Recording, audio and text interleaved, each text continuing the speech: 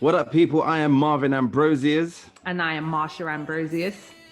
and welcome to Ghosts of Our Past. And this episode is very special. It is Whew. called Church. Church. All right. Church. Now, first and foremost, church can mean many things to many people, being a place of worship, somewhere to where you could call it a place you need to go to. However, we've established that church is wherever you are, wherever you need to pray, wherever you're at home, you could be anywhere. Church is all about yourself. But this episode is very special because we had a guest on the show, and this guest, his name's Fiona. Now, Fiona went to primary school with us, but I'll let Marsha speak a little bit more about that because Marsha was in the class with her. Right. So we were looking at our YouTube comments and we came across one in particular. And it's crazy because I recognized the name, but didn't recognize the name. So by the time they'd emailed us on ghostsofourpastuk@gmail.com. Oh, yeah. They explained, and I was like, oh my gosh, she was in my class when I was like, from the age of 5-6 years old onwards, I'm in the class with this person. So it was only right that we speak with her about St. John the Divine Primary School and St. John the Divine Church that we went to. And as we got into the interview, we were once again validated that our experiences weren't exclusive to just ourselves. So check it out. Oh, there you are. And Hey. you have the Oh my same. God, why do you look the same? That is hilarious. It is the same. Oh my To be goodness. To be honest, you lot kind of look the same as well. I will Oh take my it. God. We'll take it. I'll take that is 100%. mad. You have not. How are you? Amazing. We're good, man. Yeah. We're good. Good. So how's 2020 been treating you? Oh, come on. I mean, Yeah. this is not quite the year that I expected. I don't know about you guys. Yeah. I mean, it's been a challenge, but you know what? I'm not going to complain because I'm well. Good. You know, I haven't been ill. I thank God Right. for that. My family are all well. None Yeah. of my friends, none of my close friends are ill. So I'm Right. grateful for that too. Good. And I've still got a job. Listen. Amen. Do you know what to I that. mean? Praise the Lord on that one. Because That. I don't know how I would be paying the bills if I ended up without a job. So Listen. I Yeah. can't complain, guys. I really can't. You know, That's I've been good. working from home since before the lockdown even started. Oh, we started working brilliant. from home, and I literally haven't been back to the office since. You see, our aunt still lives in Camberwell, so I was in Camberwell the other day. So like, I'm there. I'm still when I drive through it, it's just it's so nostalgic now because Weird. it's been such a long time since I've lived there. So, but there's Yeah, it's so been many ages. memories. It's been ages since I lived there as well because we moved to Herne Hill when I was about 13. Okay. So, you know, Camberwell was kind of in the past. Yeah, you know, I kind of went through there every now and then, but Right. I can't tell you the last time that I went down Camberwell New Road. Wow. But anytime I do go down there, it's just such an amazing feeling that it invokes to just see the places that you remember, the places that are still there, and also just see the way the place has changed as well. You know, it's an interesting experience. It feels really, really narrow still. Like even for it to be a main road, it was so close knit. Like I remember where you used to live by them stairs by the bus stop. I can see the co-op. I can see the kebab shop. I can see the news and the post office. The laundrette. Yeah, the classic laundrette. Yeah. We're talking about going into the newsagents and being able to buy penny sweets. That's how long ago we're going back to, you know, being at St. John's. Like, I used to love it when my mum used to give me them couple of pence. Yeah, like I would scramble. Like I'd find 5p, Mom, let's go get some sweets. Like we're old. We are. Yeah, we really are. So out of all of this, me and Marv started talking about Camberwell and back then and school and where we used to live. And we started revisiting all of these little things that we didn't talk about as adults. Like we kind of just grew up and not grew out of it, but grew away from it. So it wasn't a thing until COVID happens. And you're like, hey, remember that time when it was like, I think it was Harvest. Remember when we used to do Harvest? It saves on the divine. Bring your cans of food. And it was, couldn't wait to get to the church. I was like, we had such discipline and tradition back then. And yeah, absolutely. It was like, I'm reflecting on all of these things. I was like, Marv, but you don't realize that our school was haunted. The house that we lived in on that street was absolutely haunted. And there were creepy experiences we'd have as children and have that exchange, but we never talked about it when we got older. So I remember going to that church, and the eerie feeling that I exchanged with Marvin having the same experience was the left-hand side of that church. There was like a back room that it was just dark. It just felt darker over that side. So when I know that back room very well, by the way, because I continued going to church. Right. So when we left St. John's, I still continued going to church for a couple of years when I was in secondary school. Yeah, St. John's, St. John's Church. Okay. Yeah, I still continued going to church, and I was actually a servant in the church as well. So I was in that back room, and I know what you mean about that back room. Because every Sunday I was in there. Wow. What's that? No, what was it for you as far as a feeling back there? It was just this. Oh, it's hard to explain, because when you're a child, what you feel as a child, and now trying to describe it, there was a presence in that room, because basically there were two rooms round the back. So there was sort of the main room where the priests, there was like a table set up, and before each service you would go and say prayers and prepare, and then at the end you would then go back and say like a closing prayer after the service. Right. And the closing prayer that we used to say, there was nothing wrong with the words, but it used to freak me out the way that we said it. Wow. Because it was in a chanting fashion. Yeah. So it felt a little cultish. It wasn't like the rest of the things that we said during the service. You know how Church of England is. It was its own entity, basically. Yeah, it was different. It was very different. And then there was another room beyond that room, which hardly anybody went into. There was a door, so we used to come in through that door, and then there were stairs. There were some stairs going down, and down those stairs was a toilet. So if you ever went to the toilet at church, that's where you would have gone.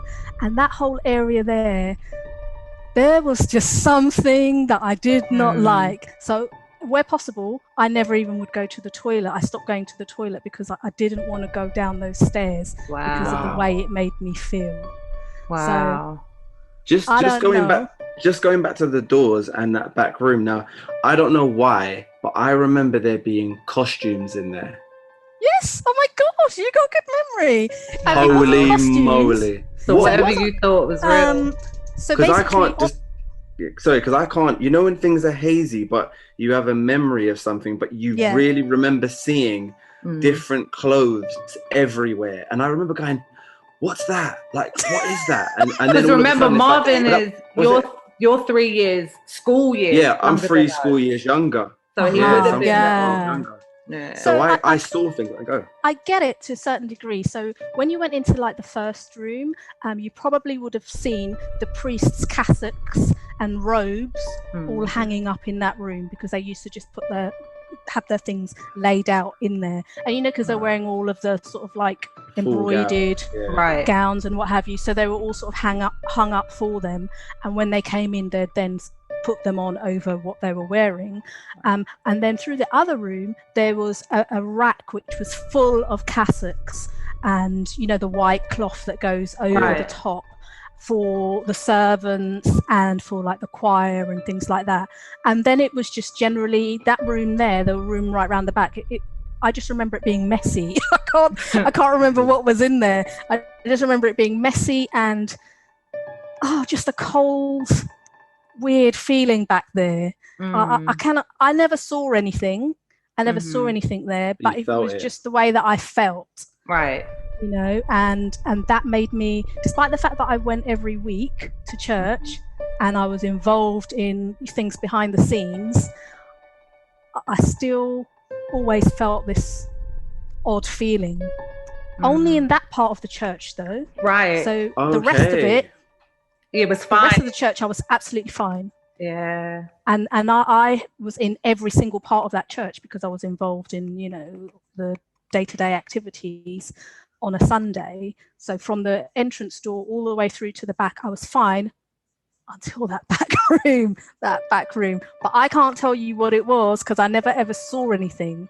I just felt it. And like I said, that chanting prayer, that just made me feel very uncomfortable. Did you ever question it? No, I don't even want to remember it. But right, cool. Did you ever question it at the time? Like, I think at the time, no. The question stayed within myself. Okay. Do you know what? I never outwardly said, because I wouldn't have known how to articulate it. How do you say to, the priests and the deacons and those amongst you that as a 10-year-old, 11-year-old, 12-year-old girl, when I come into this room, something doesn't feel right? Right. Yeah. It is you know what I mean? A strange thing when you think to yourself, like I said to Marsh, the reason why we wouldn't speak to anybody about what was happening to us in our household is because we were not mature enough to articulate what was going on. Right. Yeah. So and think that you could be believed other than someone saying, I saw something, I saw this and that, but you're just gonna be like, it's just a kid, whatever. But we couldn't slow ourselves down to say, I go into this room and for some reason, not only does it get cold, I can feel a presence. And what I mean by presence, not physical, but something that makes me feel uncomfortable. I wouldn't know how to say that as a child. Yeah, like, but you're saying it now, and that's what I'm trying to say, basically. Yeah, how it was in that part of the church. But that validates the feeling that Marvin had on that side of the church, and we had this discussion before we even had you on. Yeah, it was that side of the church every time. Even him being younger to understand. It wasn't just his experience. You were there and a bit older than him and still felt uneasy. Yeah. And even in the back of the church, I don't know, most people would never have gone into the, behind the altar. Right. Yeah, I never into got that to back go there. part there. I was in that part of the church regularly. I was close to that part. And if I think about it, if any part of the church should have felt a bit spooky, it should have been that part. Yeah, it's kind of like dark, or maybe where the organ was, because it was only the organist that went around there. But it wasn't. It was that back bit, and I can't tell you what it was. Do you know what? I've remembered something, and it's quite crazy to think this, but remember before going into mass and going into into the church, we had to queue to go in. Every single time I was next to that side door, I could not look at it, even if it being closed. But like you said, when I went past it, I was fine going into the church. But when I was in the queue, I wanted to get as fast as past that door as possible. Wow. Now, I've got and that gives me chills because I don't know how. That's interesting. I don't know how something can make me feel when I was, because again, I couldn't articulate. Why am I dying to get past this door? It's just a door. It was closed. At the time it was open, I remember, and that's why I said about the gowns. I remember it being open, and I remember how I felt. And I think it stemmed from that moment, from when it was open. I never wanted to be there again. So you saw the gowns from the street side? From the street side, yeah. Oh, right. I understand. So that room that you saw is the place where the cassocks were, and the mess. I would call it the messy room. It was when there was just like random things, and then from that room, then you kind of went through to another room, which was much more organized, which is where they had a big table, and when they would prepare like the bread and wine and things like that in that room, and that's the room that we used to do the what I call the chant. Right. Oh God. Not the chant. I know you remember it, but don't say it. I remember it word for word, but I won't sound anything like them. You might know the prayer. You might know the prayer yourself. It's not an unusual prayer. Okay. But I only ever recall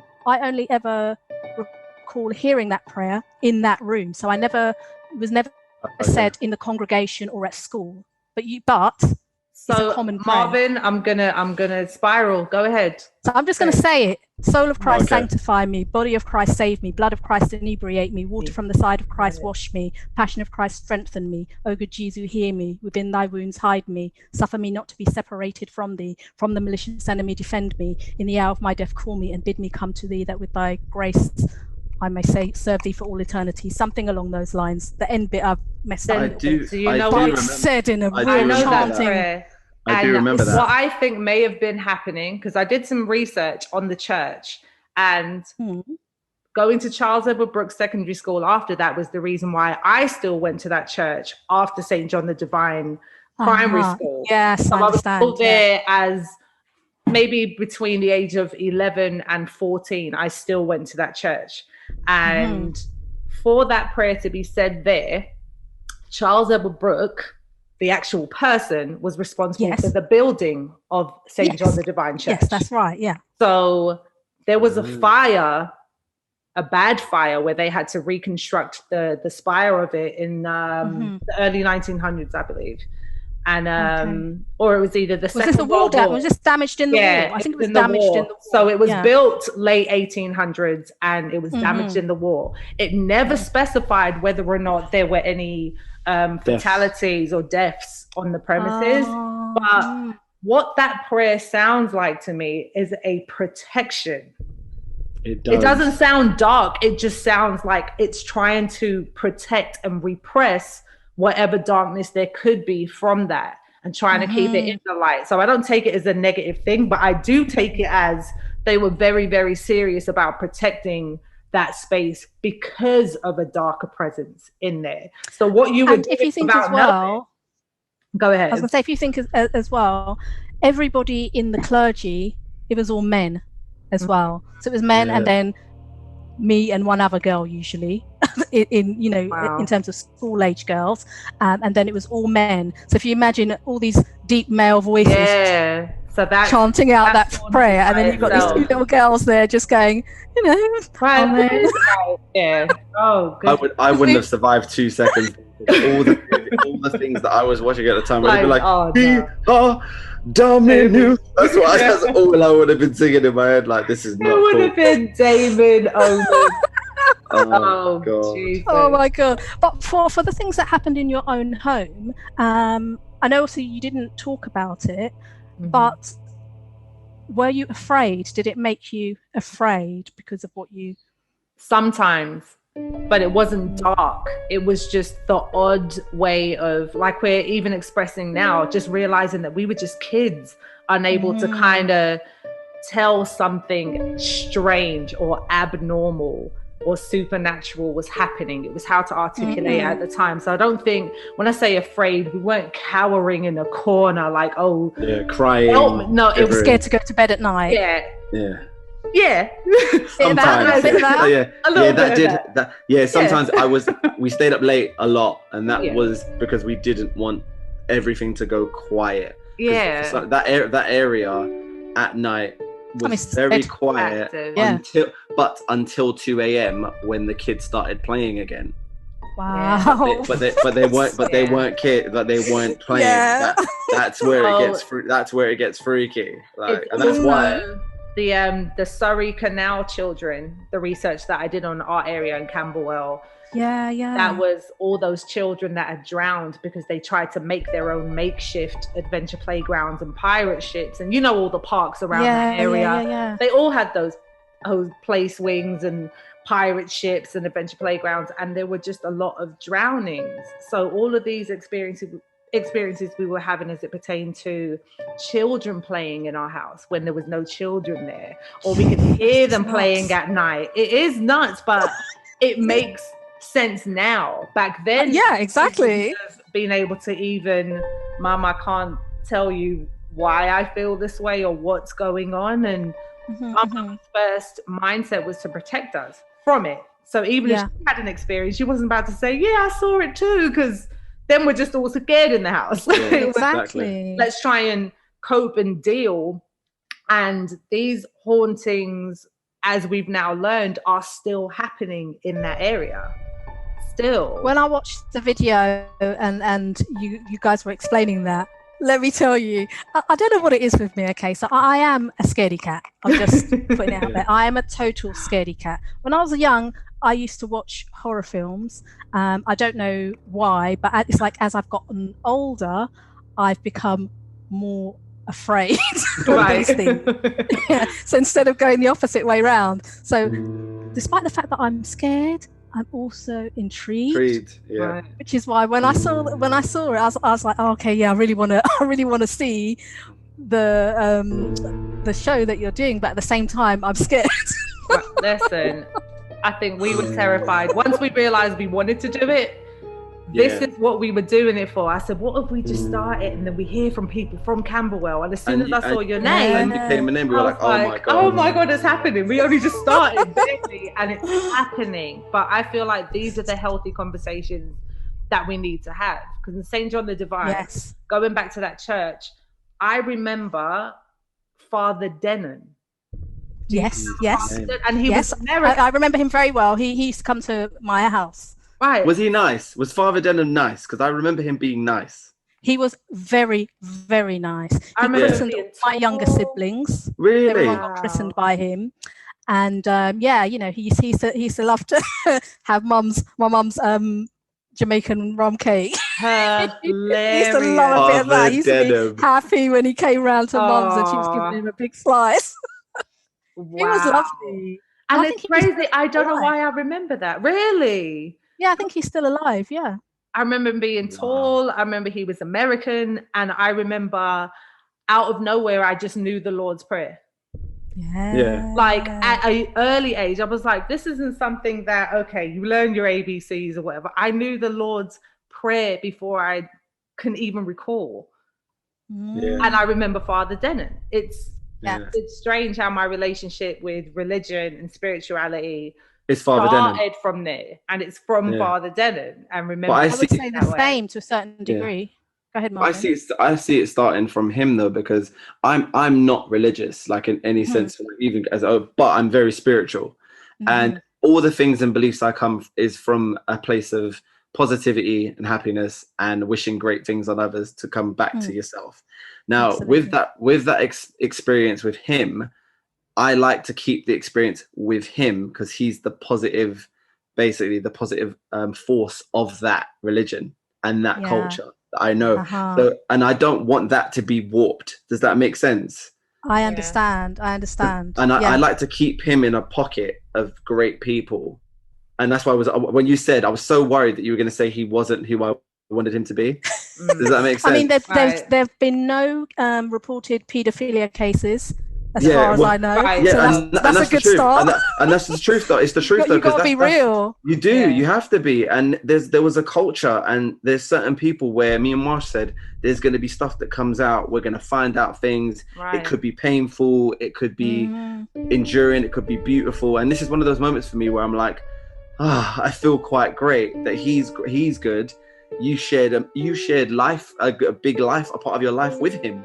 And it's nice to know that we didn't know anybody. Right. And I spent so much time with him. Like I said, coming to the family home as well, you know, when there were christenings and what have you. Another person from the church that I would say kind of built my foundation along with Father Denon. I don't know if you guys would necessarily remember her because you didn't go to church outside of, well, actually, this was through school. Sister Joy. I remember Sister Joy. Sister Joy. Oh my God. Sister Joy. When you say the name, it just came back. Wow. Oh my Lord. She always smiled at me since then. Oh my God. Seriously, Sister Joy was just amazing. Yeah. You know, for an older woman who was, she was a nun, so obviously she was a very disciplined woman, and she didn't really take much rubbish from us. Yeah. She was such a kind-hearted woman. Church is everywhere, and I say to everyone, just because you stopped going doesn't mean you didn't find your own church. Oh, absolutely. And I think the great people that are in religion, and the reason why she still sent you cards, and the reason why she felt close to you, is because she knew that you found your church. Right. Right. And her work was done. That's how I like to think of things. Because I think embodying a religion, embodying who we are as people, is your heart and your nature, and if you're kind or if you're not, and people can see, and they could see that, and that's what I remember about her. Yeah. So with St. John the Divine, I feel like it implemented our want for spiritual discipline without even knowing it. As as kids, we're not going to choose Christianity over Buddhism or whatever your religion is. We didn't know to choose that part. We just knew that we had to believe that there was a higher power. So from Marvin's experience and him still having reservations about belonging to a certain religion stemmed from how the darker side of when you describe the clergyman just chanting that prayer, and it felt exclusive, not inclusive. There was something else going on outside of me just wanting to take the bread and the wine. Yeah. You know, so Yeah, I feel like in St. John, when you're that little, you have to get permission from your parents. So it was like if your parents didn't sign off, you couldn't go and get your bread or your wine. So Marvin is what, 3 or 4 in the little nursery. Remember the nursery that was gated off the side? Yeah. So all these little ones are like, what about me? What about me? And I feel like he felt like, I should be able to do what everyone else does. Why are you keeping me away from what appears to be this positive experience, but it's exclusive to just this thing? And then he has the experience on that side of the church. So his association is dark. Yeah, it is, and it always has been positive. But like I don't like orange. I don't like oranges. I don't like oranges for the church. because the church. Oh my God, Christingles. Yeah, Christingles. That's what they were called. Yeah, I don't like oranges because I remember the sticks, and I remember like I think that wasn't allowed one. That's deep, Marvin. It is. No, it really, honestly, I've never heard you say that out loud. Yeah, no, but that's why I said to you, this brings out things, and it starts. This is making me understand the very depths of why I'm picky. Why don't you like that? I'm like, I don't know. I didn't really give it a chance. Actually, I did give it a chance, and it's because no one allowed me to give it the chance I wanted to give it. So it's like I wanted to be invited to have it, but it felt that exclusive. It was too exclusive. Wow. So it's quite strange saying it out loud, but I've just realized that's pretty much what it is. But as far this as is therapy. It's revelations. Jesus. God. And they did another teacher. She was only around for a little while. I'm not sure. It might have been before you guys joined, because you guys weren't there from the beginning, were you? No. You weren't there from class 1. No. Marsha, were you? I skipped. It would have been Marvin was there. Yeah, I was there like from my class. 2 or 3. So by the time you lot joined, she may have left. There was a teacher, a music teacher. Her name was Miss Fernandez. No, I don't remember. No. Was she good? Okay, so she was a West Indian. I can't remember which island she was from. So she was a West Indian. We used to sing so many Caribbean songs at school. So many Caribbean songs. Come on, Marv, go into it. We come from the glory. Nancy. All of these black Caribbean songs. Wow. But here's where it gets really interesting. So I think my mum came to school one day, and obviously every day, but she saw my music teacher and she said, "Oh, that's Miss Fernandez. She was my music teacher." Wow. Whoa. That's amazing. That is amazing. That is unbelievable. Amazing. My mom remembered her. In St. John the Divine, that building that had that music room in the upstairs by the... Now we're getting to it. We had to go to... But did we have lunch there? It was it was the other side of that. Separate. It's the other side that was the lunchroom. You remember it, Marvin? Wait, now I do. The lunchroom was on the other side, and there's a back door. There was a cloakroom with the classroom, and on the other side was the other classes and a hall and the corridor went into the other cloakroom. Where the other cloakroom, Marsh, where the changes of clothes were for all the plays. Exactly. And it was a gate. You couldn't get in there, and all the clothes were the gate. And I used to say, every time I went in there to put my jacket up, I was tall enough at some point to see over the gate, because where you hung up your clothes, you couldn't look over. I one day jumped out of fear to see what was down there, and I didn't see anything, but I ran out the room. And every time I put my jacket in there, I always ran out, because sometimes you'd be in there by yourself, and there wasn't natural light that went in the room. No. There was not much natural light, and it's so strange to say this now. I don't know how this even happened to us as children, but I was quite fearful, like when I think of it now. Like there's so many moments of like corridors, walking to certain areas where I'd be like, oh, I walk through there, but I'm not going to walk through there by myself. Why would you think like that in primary school? As a kid, that is so. That stairwell that led from the infants' playground upstairs to that music room was the scariest place that I had ever experienced in my life as a child. Wow. And there were a few occasions where I had to go along that route by myself, and I used to run. I wouldn't look, so the side bits where the sinks were and that. I would just tunnel vision, look at the stairs, and I would just run the whole time because I was so scared. I was so scared around there. It was. I'm remembering. Again, I never saw anything. I never saw anything, but it was the feeling. I felt it. Yeah, I felt it in that school all the time. Something was not right round there. Something was not right. And it was on that side of the school as well. It was always on that side for me. Once again, isolated. The assembly room, fine.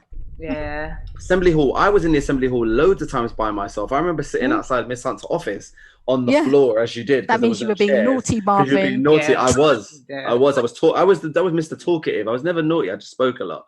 I wasn't stimulated enough in school.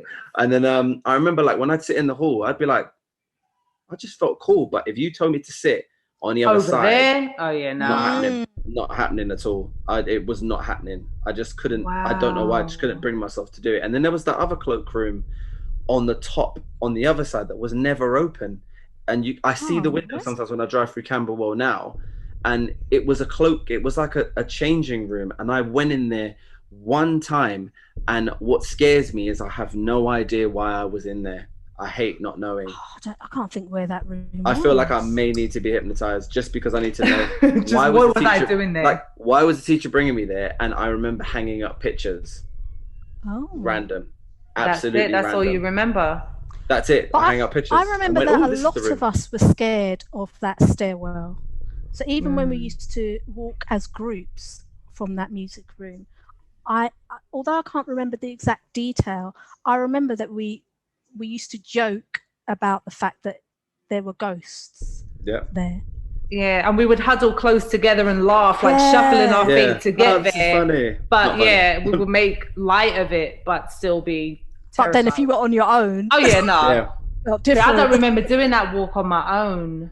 I did it a few times. I think I used to go to recorder classes. Which not the whole class went to. Right. So I think that's why I used to walk up and down there sometimes on my own. And there were classrooms that there was a classroom on the upper level that if you walked to the back of that classroom, you would actually come out on that floor. But the teachers didn't like us walking through. They didn't like it. I used to like walking through. You had to go walk around. Yeah, I was like, I don't want to go around, so let me just walk through the class. And it was only towards the end where they used to let us walk through that class, or the end of our time at school, when they actually used to let us walk through those two classrooms, because it was two classrooms that you had to walk through.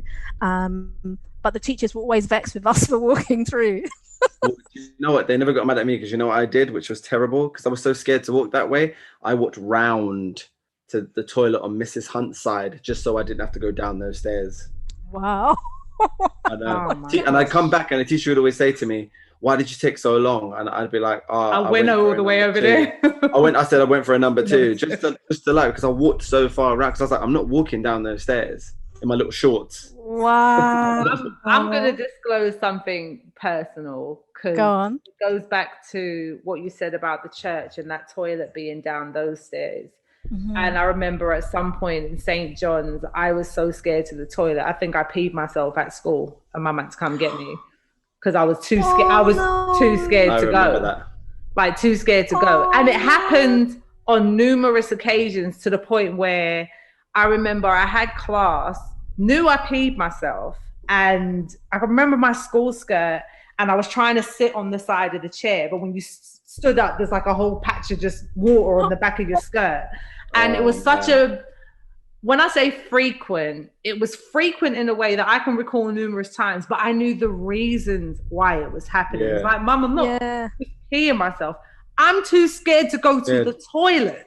Again, how do you articulate that though? How do you tell your parents that I'm petrified to go to my school toilet? And if you think about it, for my mum, her being vexed at me is because she's got to do another wash load. That's more exactly a weekday wash. It's got nothing to do, because you barely had 2 sets of, those uniforms were expensive. My mum made me feel like I had $100 outfit on, like it was £100 I was wearing, and I couldn't do anything to it. And I used to dirty that skirt, right? And I used to feel nothing on that tie. Listen, if we had, what would we used to have at lunch? Remember the chocolate sponge and the custard? We used to mix it all together. And I was like, if I dare get one bit of this on my uniform, my mum's gonna kill me. So it was that guilt, but at the same time, I was like, Mum, I'm sorry. I'm sorry. And I used to just be crying when I got home. Like, I know, but I can't tell you I didn't want to go to the toilet or even ask my teacher again. You've got to go again. Yes, I've got to go again. Because I think it all goes back down to being in that house that we were living in at the time. We were terrified to go to the toilet there. If it was too early in the morning and it was, UK weather, it's still dark outside. I wasn't even going to the toilet in my own house. Yeah. So that probably created anxiety, like toilet-associated anxiety. Oh yeah, I had that. You know what I mean? Bad. Yeah. We're gonna divulge into like in some other episodes about stuff in our house where when I was younger it wasn't a problem, but as I got older, going to the bathroom got worse and worse, more and more scared. So like you said about now you're an adult, you're scared to go to the bathroom. As I got older in that particular house, I got more and more and more scared. And I think the year that we left that house was the perfect time, because I think I might be a different person today if we never left that house. Yeah. Wow. Because as we got older, we got more and more of an understanding of the fear. It's the awareness. And it's when on. So when you're aware and you can actually articulate it and you can understand it, it's more scary. It's way more scary. When we were innocent and we didn't know, and it was still like there was a wonder to it, like amazing. There was magic. There was magic. Yeah, but it was not magical when you're petrified. It's not there. It's not there anymore. Then it was just fear. So you're right, Marv. I feel like we did move in time to be who we are today. We'll still be able to look back at it now and go, I thank God we survived all of that. Because no one would have known. There was so a friend of mine, I was around her house. It was the first time I'd been to the house that she was living in at the time. And, we hadn't seen each other for a long time. So we're talking about all sorts. And she starts telling me that, that she thinks she's got ghosts in her house. Of course, at this point now, I'm looking to leave. Yeah. I'm looking to leave now. Okay. But I haven't been there for that long. And she's going to think I'm rude when I haven't seen her for years. I've driven all this way to see her. And now I'm suddenly saying, it's time to go. I'm thinking, right. So she starts telling me these stories.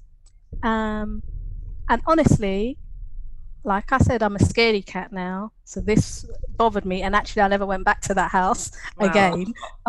She has no idea why. She does now. Right. Here we are. So she explained that so basically her child, a young child, say like 2-3 years old, would get up.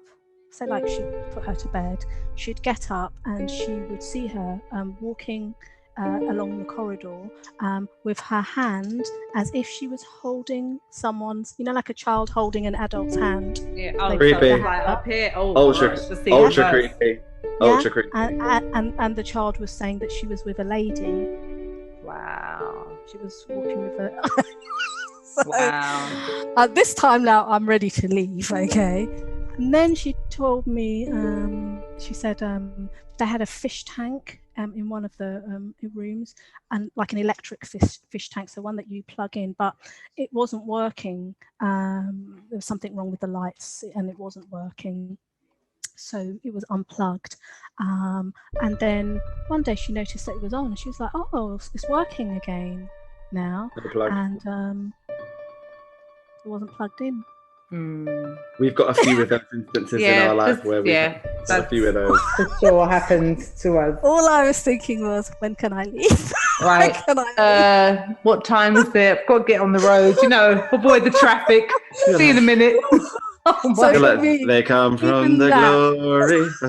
In my head, I'm praying. Like I'm praying, for the protection. Isn't it amazing when you're scared? Protection prayer comes on immediately. I do that. Yeah. I'm like, why did you get that prayer from? I'm like, trust me, man. Father Denham's with me. Listen, I've thrown prayers out of the whole. I don't even know where this is coming from in times of need, and I know my relationship with God, and we have it out. And I'm like, you know what? We haven't talked in a minute, but I know you're always here. It's that type of relationship. Like you said, Marv, you create your church. And I feel like for so long, what you're going to get out of this is you don't even understand how spiritual you are or how tied to religion in the way that positively you should be because of how we were brought up. Exactly. That darker side that you fear is because I feel like as an adult, we do kind of need to dig a little deeper to understand that part of it so you can come out the other side and embrace it wholeheartedly. Like I feel like once I moved away from the UK and I came to the States, I needed Jesus. Didn't know, or whatever that is. I needed a guide. I needed someone that I could call on when I can't get mum on the phone, when I can't get Marv on the phone, when FaceTime is not even a thing yet. I need someone to be here for me. What's always been there for me without me even knowing it? Church. We were disciplined in a way where we were praying before we started our lessons. And it's like clockwork where my daytime has been 8 a.m., 9 a.m. registration, church, class, lunch. We even ended school with church sometimes, depending on the day of the week. Exactly. And we would go, why are we going back? Oh, it's such a day today. Or like, you're like, it's harvest again. Like, it's Lent again. Like, what are we doing? We were always in church, but not realizing how it was shaping us and why. So I get my relationship with it now. Marv, for you, there are things that I feel like we're going to dig up that we just need to. Yeah, 100%. 100%. Like this has been excellent, by the way. I feel like I'm a spectator, just figuring out what's going on. Yeah, I'm actually reflecting so much on when I'm talking and I'm saying things that's coming out. Sometimes I'm saying things that I'm saying out loud and feeling and hearing for the same time myself. That is quite unbelievable to say something that is manifesting from a feeling and an emotion of the child that I once was. That is just crazy because you just don't bring yourself back there too many times. But when you do, and you look at your own children, like having an 8-year-old and a 16-year-old, I'm like, wait a second, my kids are older than the emotions I'm trying to come back to. Right. That's nuts. They're older than what I'm trying to be in these conversations. But sometimes when I mentioned with the orange, like I go back to it, but I literally, as I say it, I'm that child. I can see the hair, I can see the shorts, I can see Marsha's diamond socks that I put on by accident. Oh yeah, I can, with the holes. With the hole. I can see it all. Are you talking about the white diamonds? Yes, the white diamond socks with the holes in it. But Marv had to remember St. John's little boy shorts, and they're like, it's winter time. Why am I still wearing these shorts and these knee-high diamond socks? Oh man, that is too funny. Thank God there was an Instagram back then. That would have been online forever. Oh my god! Oh my god! Oh, there's got to be pics. There's got to be pics somewhere. There's got to be pics of St. John's Divine or anything back then. Like, everything is at my mum's house.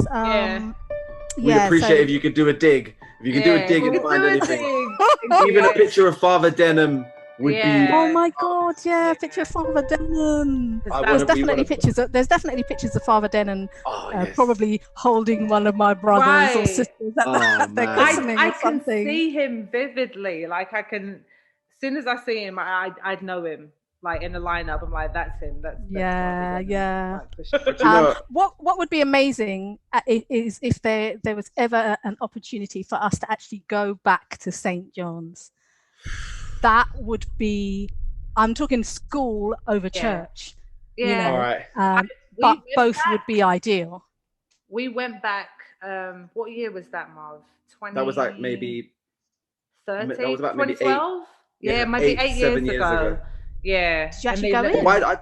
It was closed, but we went into the playground. So I have pictures in there of that. I actually out to the person that filmed that. I'm still seeing if they could find the footage, but it was eerie. The playground was small. The playground was tiny. I feel like a giant. I was like, we played rounders here. I was like, we were running up and down in this space, getting tired and everything. Like, why? How? I can run from there to there in like 2 seconds. I couldn't imagine my kids having the issues that some of these kids have now. Today. Even the ones that I had then, today, and having to deal with that. And I'm like, Mum just really sent us off into the world at ages 4 and 5 and 7 and 8 years old. And we had to figure it out from 9 a.m. to 3:30 or 3:25 was the let out. It was you're on your own. Yeah, you just got to get on and with you're it. entrusted in the likes of Sister Joy or Father Denon or Mrs. Hunt. Mrs. Hunt. You know, it's crazy. Even saying these things now, and my later obsession with like Harry Potter movies and stuff, and why I like them is because our old schools felt like that. They felt as majestic and as ancient and as enchanted as what that was supposed to be. So I can see us walking through, even as you said, I wish we could go back. Me going back, it literally puts me in a time machine back to the late 1800s, 1900s, when it was built. Even though we went in the 80s, it still felt that ancient. Even Charles River Brook School as a building felt that old. Ancient. It was old and had that type of presence, whether it was dark or whether it was someone is still walking around these hallways like they've been here before. But I was never scared of that hallway. And like you said, it goes back down to... The hallway was nice. I liked that hallway. It was a good feeling. The reception. Part there. It felt like I can hear all the kids excited to either get to break time or lunchtime, playground. It's such a joyful feeling. And then it all goes back down to that other building that had to do all of those things over there. Yeah. Nightmare. It's a nightmare. Yes. Like I used to have nightmares about going back to that school or going back to the house that we lived in. Still have. I used to have nightmares about that school. Like what's weird about it is we're describing the feelings as adults, where even in my dreams I can't tell you why I'm afraid, because it's not a nightmare. I'm just there though. So that presence of whatever was there haunts me in my dreams the same way it haunted me when I was there back then. That's crazy to me. That's crazy.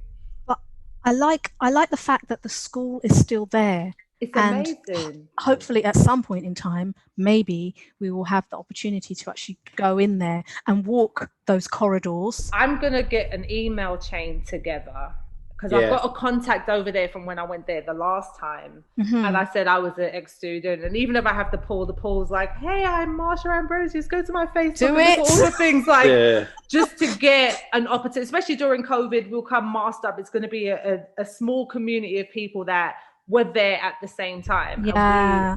Just want the doors open. We want to do a walkthrough. The doors that weren't even supposed to be open, just for ourselves. We want to walk through them as adults now, because we're adults. Remember, I used to be terrified to go in the teacher's little office lounge. When you told me something was off limits back then, like I said, with my expensive £100 uniform that if I peed on, it was over with.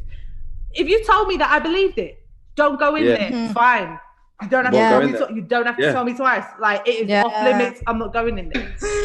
I would love to go back there. I would love to experience walking through the place and seeing what emotions it invokes within us. Well, as a bit, I think now, wrapping this up, what I want to do is, like Marsha said, get an email together and a chain of people. But I think hopefully with we don't know what's happening with COVID and how we're going to be able to get around and see.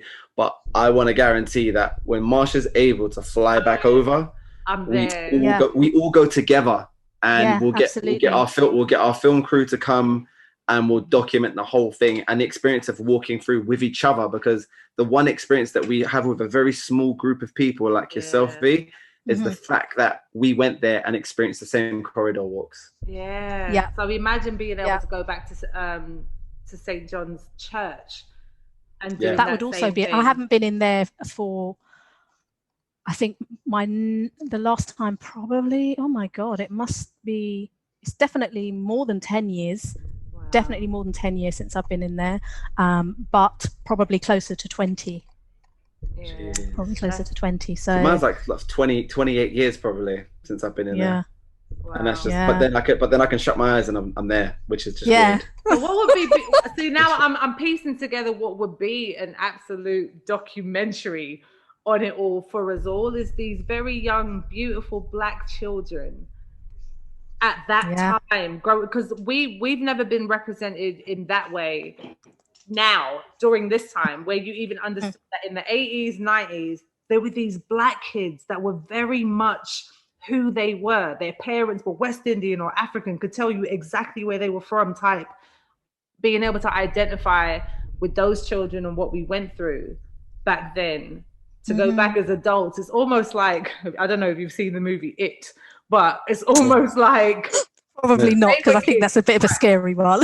Yeah, it's a good one though. It's literally that we went through all of these things as a kids, but to walk that Camberwell New Road as adults, that do you know how much that actually means to me? Yeah, like it would be a beautiful experience for us to be now in our 40s and go, sheesh, we survived this.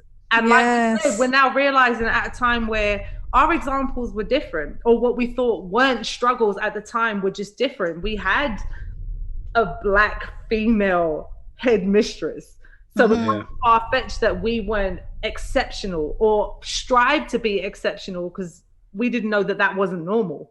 That was our normal. We didn't know something out of the ordinary, and our parents were pushing for us to be in these places and these spaces that allowed us to excel. So that's all going on at the same time. All the same time we're being haunted by the Surrey Canal children and whatever clergy was still remnants of whatever fire was in World War II that took. We were just living in our Camberwell bubble. We had that bubble. We were just living in the Camberwell bubble, enjoying our pleasant little lives. And I bet if we knock on a bunch of doors and just get sound bites from each neighbor, like, how long have you lived here? I will put all of my money on them having the same stories that we do. Yeah, the exact. I put all of my money on it. I'm actually really interested to know more about the experiences of the people that live in your building. The people that are living there now, because I've got to go back there. Of this time. Yeah, you've got to go in. If someone's going to let you go in, I was feel scared like you have to do it. When I went in the other day, I went there the other day, and they told me it was going on still. But I said to Marsh, my scariest feeling was I was worried they were going to invite me up. Oh, you said it in the video. It was in the video. Yeah. I was so scared, and I was just like, I don't know if I'm ready to go up there yet. But I'm hoping by the end of our podcast experience, I want one of the episodes to be going there to speak with them. But I'm hoping when Marsha's here. Yeah, I think Marsha needs to be there. Yeah, but I just hope I've got the courage. I just hope I have it. Like, I hope so. I'm saying, the part of me is like, oh my God. I'm like, I don't know if I can. I'm saying, I think it's something that you have to do for yourself. I haven't heard the entirety of what your experience was, but it's impacted your life. You're 40 odd. How old are you, Marvin? 40 now. You're 40. and that's so weird. That's I can still see you as the 3-year-old, 4-year-old Marvin St. John the Divine, and used to get mad that you lot got nap time. Yeah. I used to try and come and see you in that little wing, and they'd be like, oh, they're sleeping. Was it when he was in the nursery? Yeah. I am flooding with so much joy at the same time at this conversation. Yeah. Me too. So many memories flooding back, and I'm excited. And it started here with yourself, and just thank you so much for reaching out to us. No, thank you guys. It was meant to be, because I honestly just stumbled across this. It was totally random the way I saw that you were doing recording.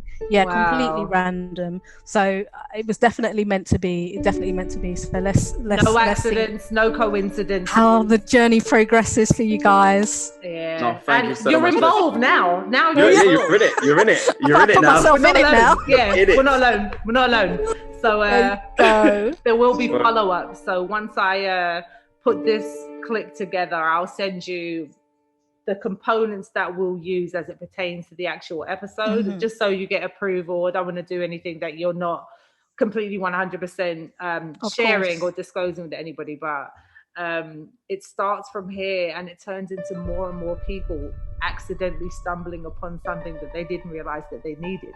Yeah. Like the way I'm going to laugh at Cadbury's Caramel tonight, the way I'm going to bust up at Body Form. I haven't sang Body Form. Oh my God. In at least 30 years. In at least. I can't listen. It's been amazing. I'm one of those people. You just have to say something, and I think of a song. Yeah. Like I sometimes have to like just silence it inside myself because I desperately want to sing the words. No, you're with the right people. That's all we do. Yeah, that's all we do. But no, seriously, Fiona, aka Annette, aka Fiona. Thank you. And Laurie on email, which makes it complicated. Because my middle name is Lorraine. Listen, oh God! You may as well be a rapper at this point. Like, yeah, exactly. Yeah. Well, I'll have to think up a rap name. You know, you're gonna have to. Maybe go with the Anne Laurie. I've got a few to choose from. Exactly. Well, thank you so much, and we will get back to this soon. Good talking to you guys. Take care. All right, Have a good night or afternoon, depending on your time zone. See you later. Right. Take care. Bye. Bye.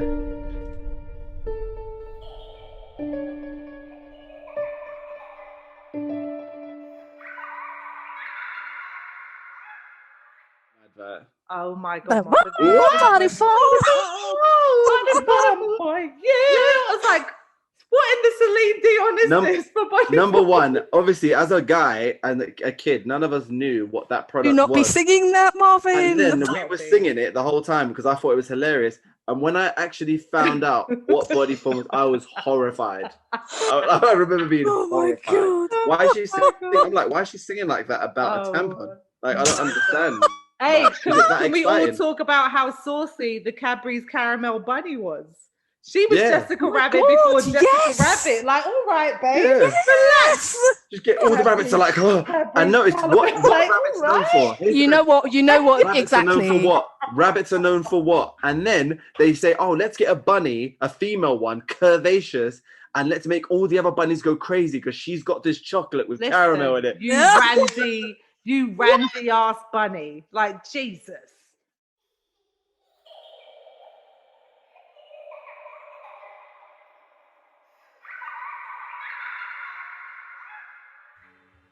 Okay, first of all, wow, exactly. Now, wow, forget about being a part of that experience and validating experiences, but to hear that a cloakroom to which I saw on a road was the feeling I had was not only real, somebody that we knew was experiencing that during and after the fact.